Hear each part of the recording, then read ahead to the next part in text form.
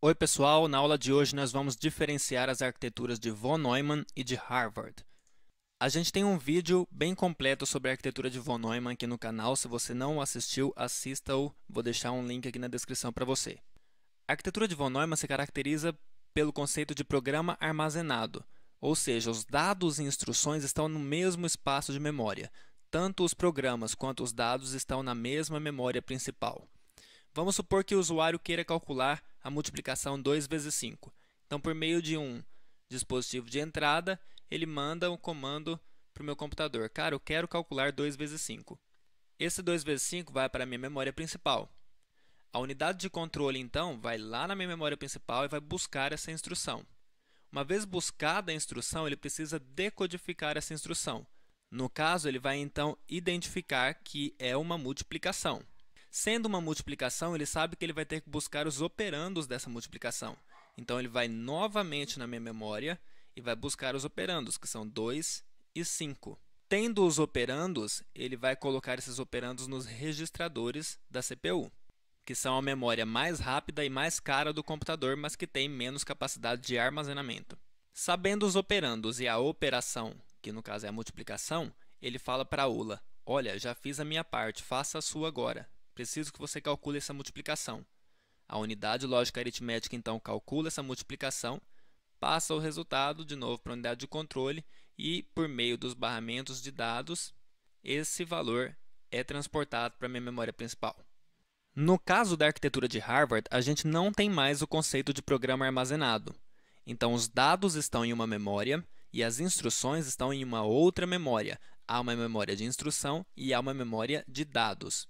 Os elementos de interconexão entre o processador e as memórias, que são os barramentos, também são separados. Então, nós temos barramentos ligando o processador e a memória de instrução, e nós temos outros barramentos ligando o processador e a memória de dados. Vamos considerar o nosso mesmo exemplo de multiplicação. Essa multiplicação chega para o nosso processador que, a princípio, não sabe o que fazer com ela. Então, ele manda isso daí para a memória de instruções e fala: memória de instruções, me ajuda, o que eu tenho que fazer? Ela vai, então, identificar que isso daí é uma multiplicação e vai falar para ele: olha, é uma multiplicação e os operandos são 2 e 5. A unidade de controle, então, coloca esses operandos nos registradores. A unidade lógica aritmética, sabendo que é uma multiplicação, calcula essa multiplicação, passa de novo para a unidade de controle por meio dos barramentos de dados. Isso daí é passado para a memória principal. No caso da arquitetura de von Neumann, notem que a gente teve que ir à memória 2 vezes para completar o ciclo de busca, decodificação e execução da instrução. Na arquitetura de Harvard, eu consigo fazer essas buscas nas memórias de forma simultânea. Isso faz com que, na arquitetura de von Neumann, eu precise de 2 ciclos de clock para completar um ciclo de busca, decodificação e execução. Ao passo que, na arquitetura de Harvard, a gente precisa de um único ciclo de clock.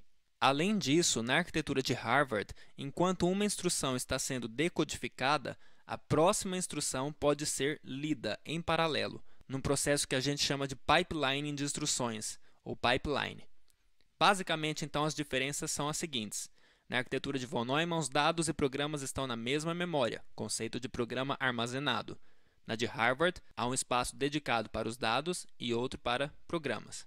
Em von Neumann, há um barramento único entre a CPU e a memória. Isso simplifica o processo de comunicação entre os dois, fazendo com que essa arquitetura seja mais simples. E na de Harvard, há um barramento distinto entre cada memória e a CPU. A arquitetura de von Neumann não permite o paralelismo de instruções. A gente não consegue fazer o pipeline. Então, a de Harvard consegue ser mais rápida por conta disso daí.